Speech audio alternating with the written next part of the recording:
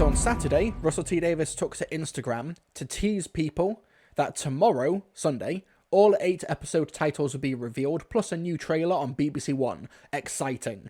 Now, we knew that the episode titles would be coming quite soon, because we are just over a month, we're talking like 5 weeks away, from Doctor Who actually coming back proper to BBC in the UK and Disney Plus internationally. What was surprising, though, was that we did actually get a proper brand new trailer, and not just, oh, this is a remixed version of the one that was for Disney Plus and international viewers predominantly that dropped the other week. This is like a full-blown new 2-minute edit. Some of it is repeated, like, you know, Give Me the Lovin', we saw this shot as well in the original one, but so much of this is like original footage that is brand new for it. Now, stay back! We are going to rock through time. Loads of new shots, loads of new stuff. Oh, this is so Bridgerton. I'm kind of amazed that not only is that line being said in Doctor Who, but it's said twice, because there was a similar line in the previous trailer, which surprised me because, you know, Bridgerton is, correct me if I'm wrong, folks, isn't Bridgerton a Netflix series? I've not watched it myself. It's a Netflix series, isn't it? So I'm kind of surprised that Disney Plus is like, yeah, you can not only have the line in the episode, but drop it in multiple trailers. A direct streaming competitor. But anyway, yeah, so this is like a proper edited trailer. We got some more Abbey Road stuff here. Oh, anywhere! It's you! Space babies! Space Babies. Who remembers? This was like over a year ago. There was the official casting call in Cardiff saying, for a Bad Wolf production, we're after 10 babies. The fans were like, what on earth? What is this possibly for? We now know that it's for Space Babies. So yeah. Now, I remember, also, a year ago today, in 2023, April 3rd, Jinx Monsoon was announced to be playing a villain in Doctor Who. We got some more footage of them in this trailer as well for the Devil's Court episode. You called. Fun. And also this, what looks like it takes place in the episode Boom. We'll get to the titles in a minute. But who remembers when we were talking about the conservative reaction to the Church on Ruby Road and Ncuti Gatwa's casting in general? And there was that guy who was like, Ncuti Gatwa's got no screen presence. And because he didn't elaborate, it just read as acting while black means that you don't have screen presence. But this moment in the trailer legit gave me chills. Much bigger bang than you bargained for. I will shatter this silly little battlefield into dust. In a heartbeat. Into dust. God, legit chills. And yeah, Stephen Moffat's back. And this, like, cold walk. This is giving me, like, Time Lord Victorious, the ending of Human Nature vibes. Absolute Giga Chad Doctor energy. But yeah, cool new trailer. I really, really liked it. These fourth wall breaks as well to the camera. Whether or not these are just, like, trip of a lifetime homages or, like, the Doctor breaking the fourth wall just for the trailer, or if it's going to be in the episode itself, remains to be seen. And that's just the beginning. I will say, cards on the table. Also, he's cosplaying as Nardole. I appreciate it.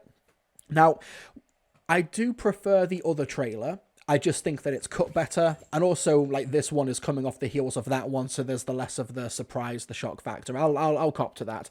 This is still a really good trailer, really good, fine trailer. I think it's trying to go for more the adventurous optimism and, like, the, you know, just generally, like, selling this as more of a fantasy show, which is absolutely fine. Doctor Who's able to skirt genres and different ethoses of genre generally, you know. It's able to embody all of, like, basically the human condition and storytelling because it's so malleable and flexible as a premise. To see the next thing, and the next, and the next. Have you ever felt so... Yeah, it's a cool trailer, but it's a very different vibe from the previous one before. And also, yes, folks, as we talked about last week, you are going to be getting ads in these live streams because YouTube is sort of like forcing that now, unfortunately. I cannot control when the ads are, so if your live stream gets interrupted by an ad, I apologize. That's YouTube's deal. That's not mine, unfortunately. So, we got this trailer, but also on the same day, we got all of the episode titles for Series 1, including their writers. We'll go through them in the order that they were announced, which is the order of the episodes generally as well. So, we have Space Babies, the season opener, written by Russell T Davies and directed by Julianne Robinson.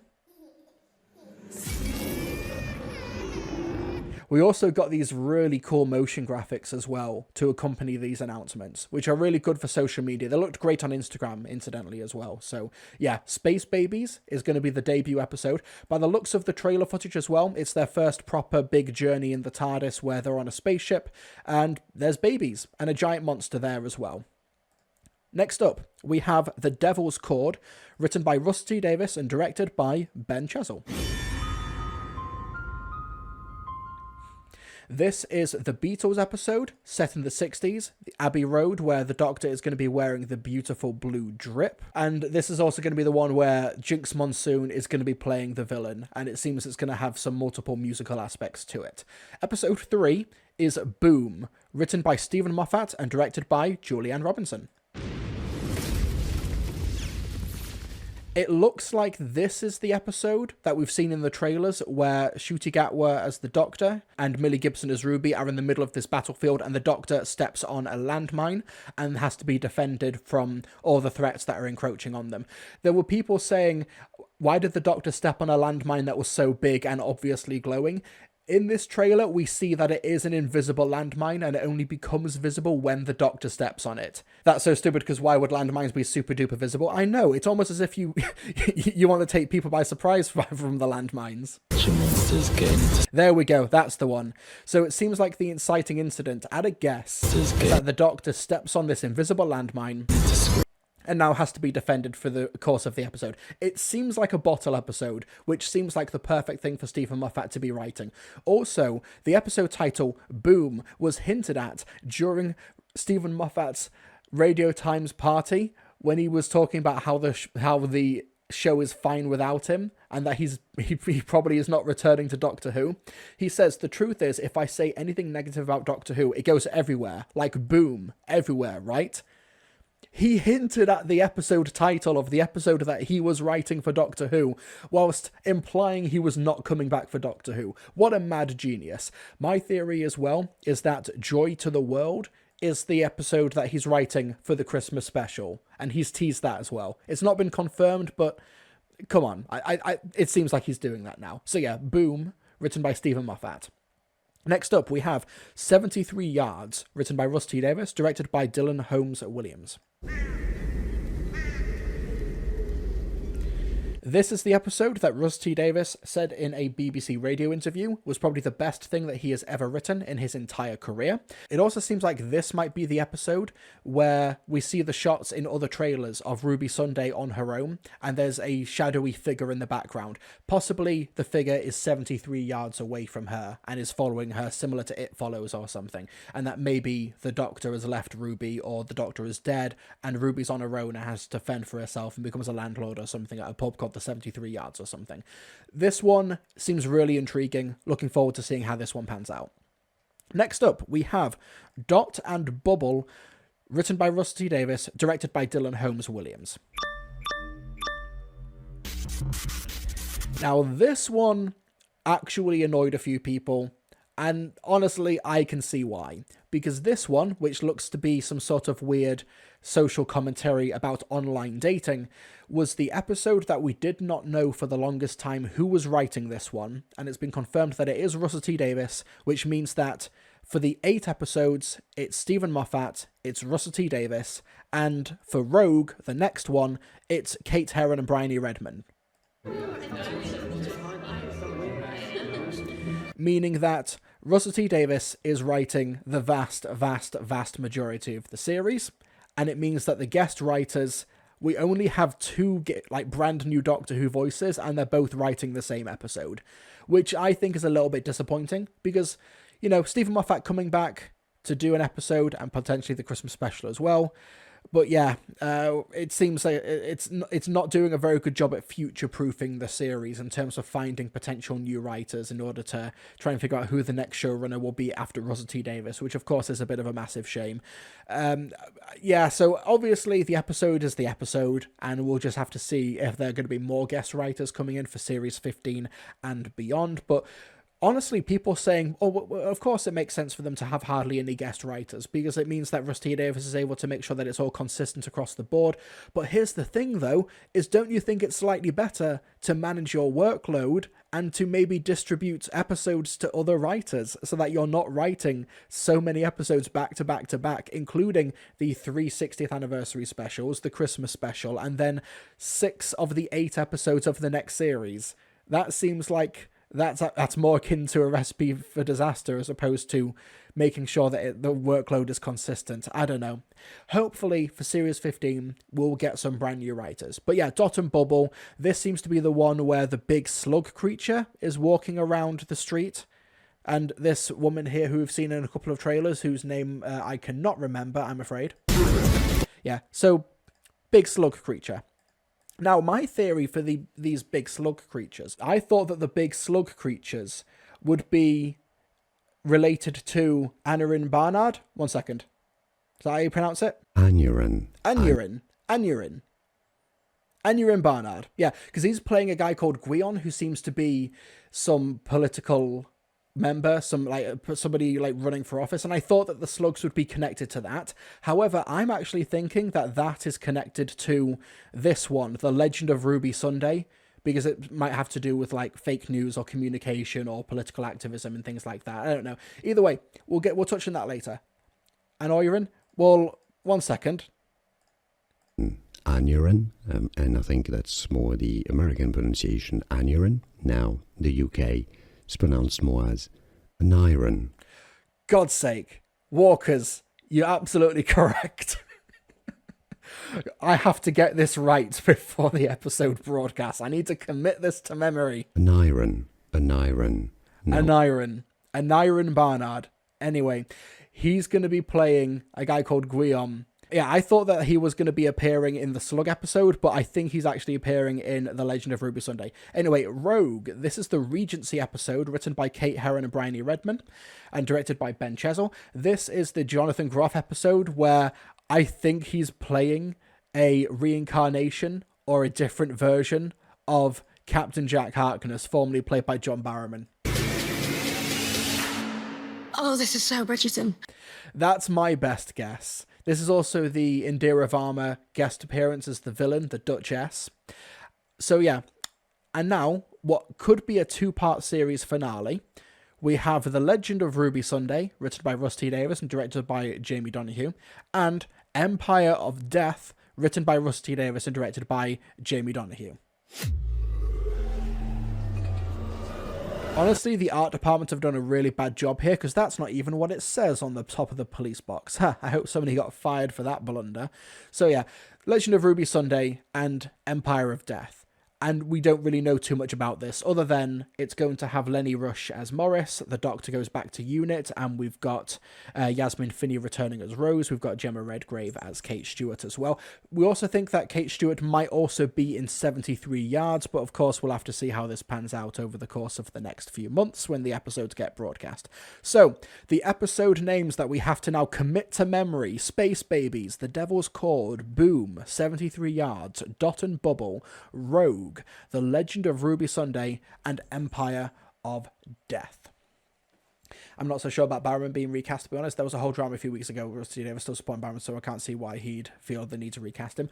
Well, the thing is that John Barrowman on Instagram, like a year ago, maybe like a year and a half ago, around the time they would have been filming this series, was basically passive-aggressively vague posting on Instagram saying, oh, I've been betrayed and backstabbed, I've had a conversation with somebody and it's the last time you're ever going to speak to them. So obviously, that could not be related to Doctor Who at all. The timing just happens to work out. I've heard Daleks are involved in the finale, but I haven't seen proof for it. Oh, that's something that they'll likely be keeping very close to their chest.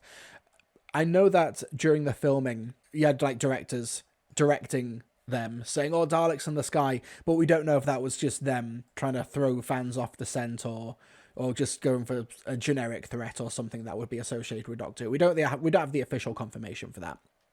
Anyway, we also got some casting news as well. Julianne Robinson is directing Space Babies, the season opener, but also joining the cast is Golda Rosheuvel, who plays Queen Charlotte in the Bridgerton series for Netflix. She's joining the show as Jocelyn in Space Babies. We've got a photo of her here. Russ T. Davis says, "It's been amazing to see the whole world appreciate Golda's talents because of Bridgerton, and it's been an absolute joy to invite her to Cardiff to help launch Ncuti and Millie's first season." So, yeah, exciting stuff. So this is going to be debuting on May 11th, and it will be the first 2 episodes, Space Babies and The Devil's Cord, which will be dropping at midnight in the UK on Disney+, and they'll be shown on terrestrial broadcast linear TV proper on the BBC One in the evening before the Eurovision Song Contest. Isn't there a shot in the trailer with people running from smoke as well? It's Disney money now, and I wouldn't be surprised if they pulled a Hulk in Endgame trailer and edited the Daleks out. Who here has seen Avengers Infinity War? You know, just that little known film that not many people have seen, like independent film. The final shot of the Infinity War trailer was this shot here of a bunch of Avengers running towards the camera. This shot is not only not in the movie, but also the Hulk, if you remember that film, is not even present in basically beyond the 10-minute mark of Infinity War at all. So this was just a massive misdirect. I don't think that Disney or the BBC would go as far as to digitally create from scratch a very complex shot for the sake of a trailer just to misdirect, but omitting Daleks from the shot, or omitting the threats, just removing them entirely and just leaving the smoke. There's a storm. Yeah, that's feasible. One of my favourite moments of this, if you remember, the debut trailer for Mad Max Fury Road, which dropped at Comic-Con, blimey, 9 years ago, and there's this shot of the tanker exploding. It's just exploding in the middle of the desert. It's just a massive exploding tanker. Hi, Theo.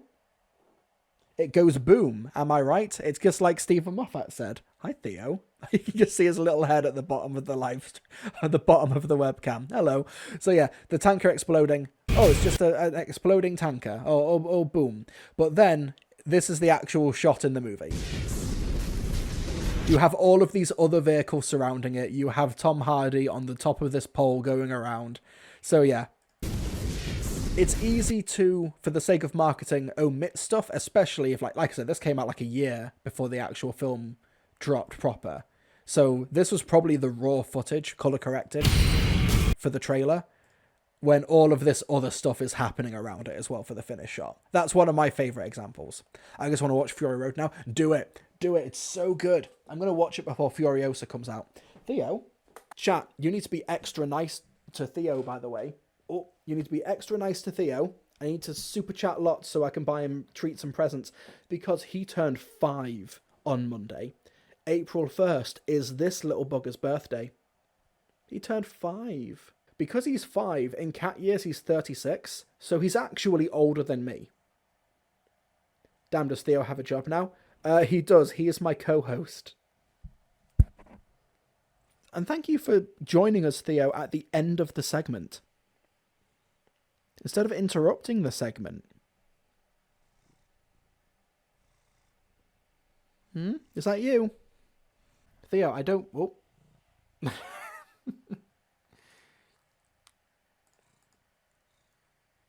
Theo, I don't mean to alarm you, but over 150 of you are watching right now. 150 people are watching you right now, Theo. Do you even know that many people? Can you even, fathom that? Have you even met 150 people, Theo?